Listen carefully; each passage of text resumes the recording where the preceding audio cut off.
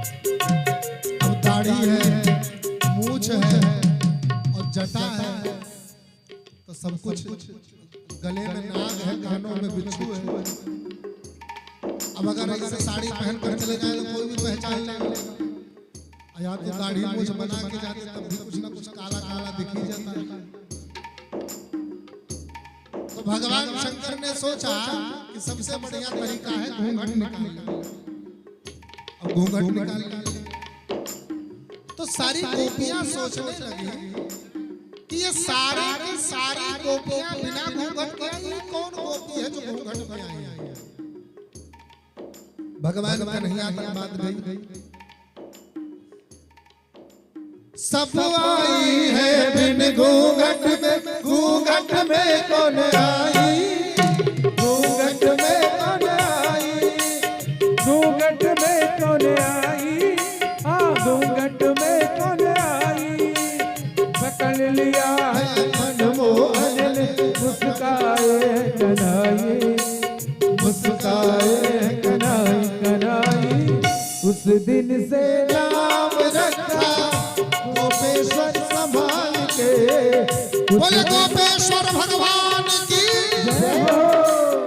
उस दिन से नाम रखा गोपेश्वर संभाल के, भोला बन जाओ भोली घुंघटा निकाल के, भोला बन गए हैं भोली घुंघटा निकाल के, भोला बन गए हैं भोली घुंघटा निकाल के। बोलिए रास बिहारी सरकार की जय। माता पार्वती ने कहा बाबा तुम्हारे लिए वो मोहिनी बने थे, आज तुमको मोहिनी बनना है। आज की बारी है, आप दोनों जाओ कामदेव से बचाओ।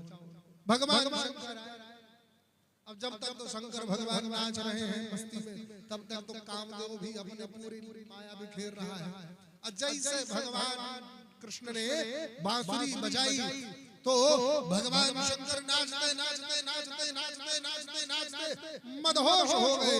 और जब मदहोश हो गए तो सिर से पल्लू खिसक गया और दाढ़ी मूछ बड़ी बड़ी दिखाई पड़ गई। भगवान कृष्ण बांसुरी बंद करके मुस्कुराने लगे। भगवान शंकर को बड़ी लज्जा आई।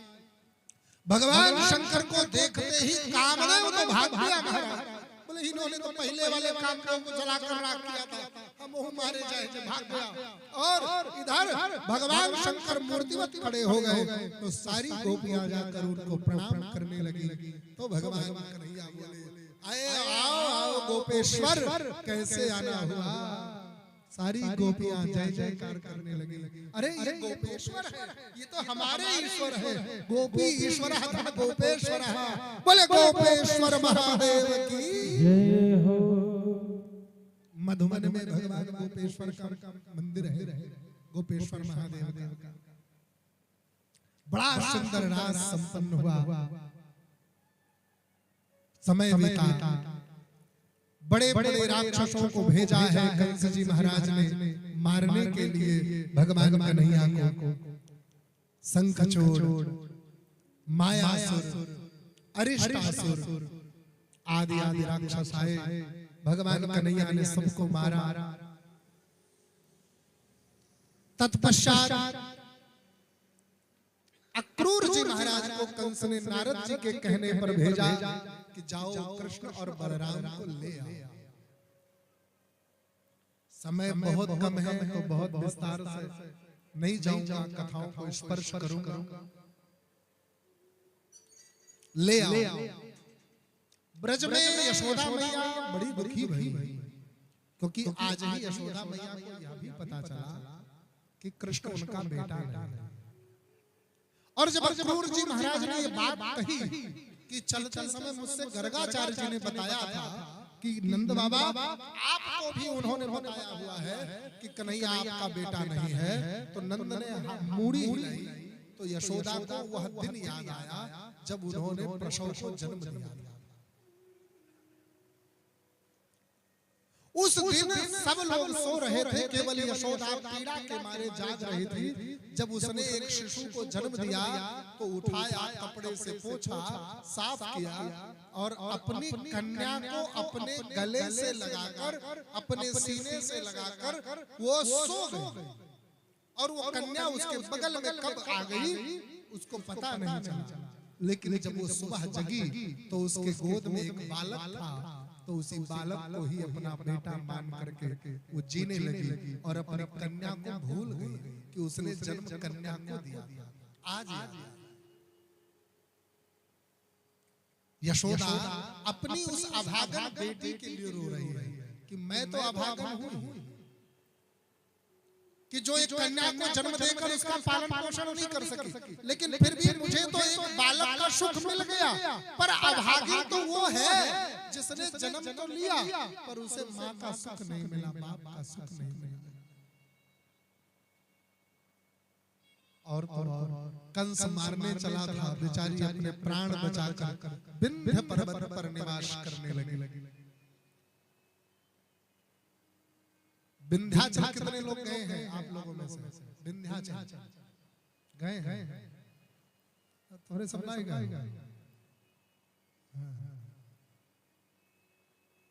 कहाँ गिरजा भैया? तोरे सब प्रयागराज साल भर को नहीं नहाए नहीं होते तो फिर हुआ कहाँ जाओ? वैसे 60 किलोमीटर तो दूर बा। अब की साल आइएगा जनवरी में, 10 महीना बाद आए जनवरी, 9 महीना बाद। विंध्य पर्वत पर खष्ठी माता के रूप में आकर के वो विराजमान हुई, जिनको विंध्यवासिनी मैया भी कहा गया। खष्ठी देवी ये उन्हीं नंद और यशोदा की पुत्री हैं, जिनको विंध्याचल वाली माई कहा जाता है। इनका नाम है खष्ठी देवी। क्या नाम है? खष्ठी देवी।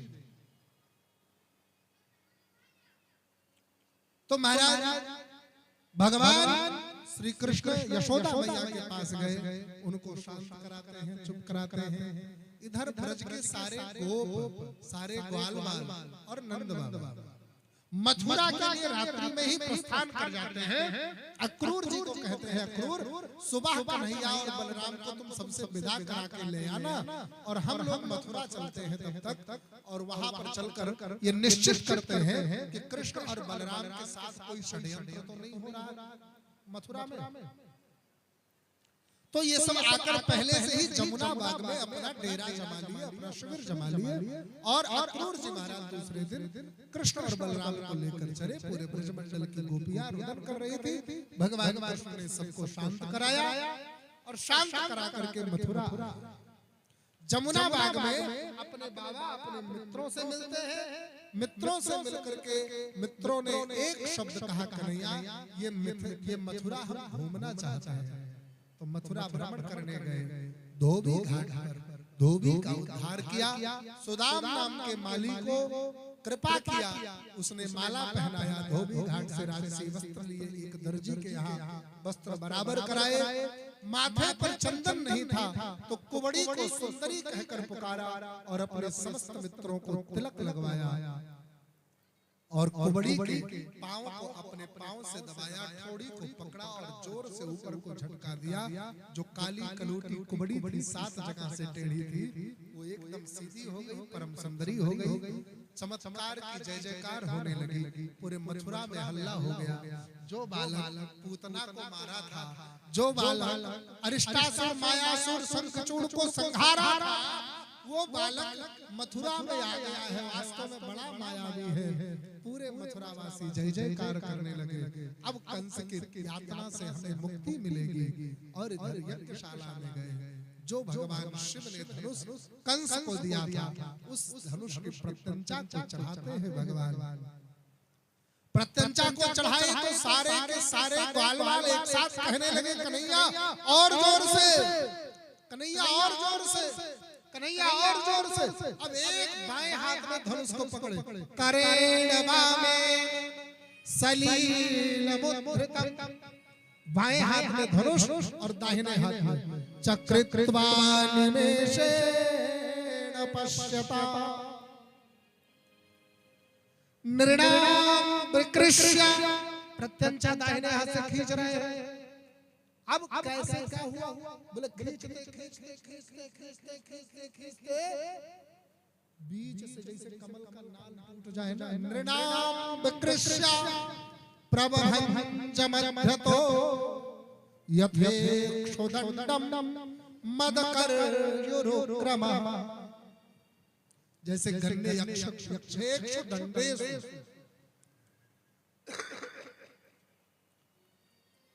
जैसे गन्ना बीज से टूट जाता है ना,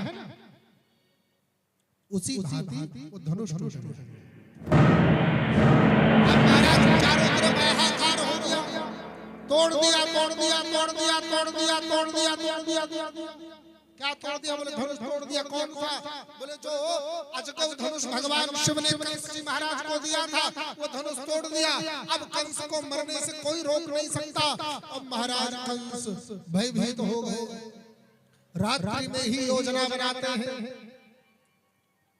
कंस कृष्ण को मारने की। एक कुवलिया पीड़ नाम के हाथी को पहले तो शराब पिलाया गया। सड़क पर जाए। कुवलिया पीड़ नाम के हाथी को रात्रि में मदिरा पिलाया था और मांस खिलाया था। एकदम पागल बना दिया। मल्लानाम शृणाम नरवरः स्त्रीणाम स्मरो मूर्तिमा गोपानाम स्वजनो सताम चितभुजा शास्ता सपित्रो शिशु। कृष्ण तो एक ही है, लेकिन सबको अलग अलग दिखाई पड़ रहा है। जाकी रही भावना जैसी प्रभु मूर्त देखी इतनी तैसी। कैसे? बोले मल्लाराम नामा श्री राम कृष्णा। बड़े बड़े बलशालियों को कन्हैया बड़े बलशाली के रूप में दिखाई पड़ रहे हैं। असुरों को काल के रूप में, नारियों को प्रियतम के रूप में, और अपने पिता आदि काका आदि को अपने पुत्र के रूप में। एक कन्हैया लाखों रूप। और इधर कंस जी महाराज के यहाँ तैयारी हो रही है उनको मारने की। पूरा नगर उत्सव मना रहा है इनको राजा बनाने। और ऐसा राजा हो जीवन समर। प्रातः काल हुआ।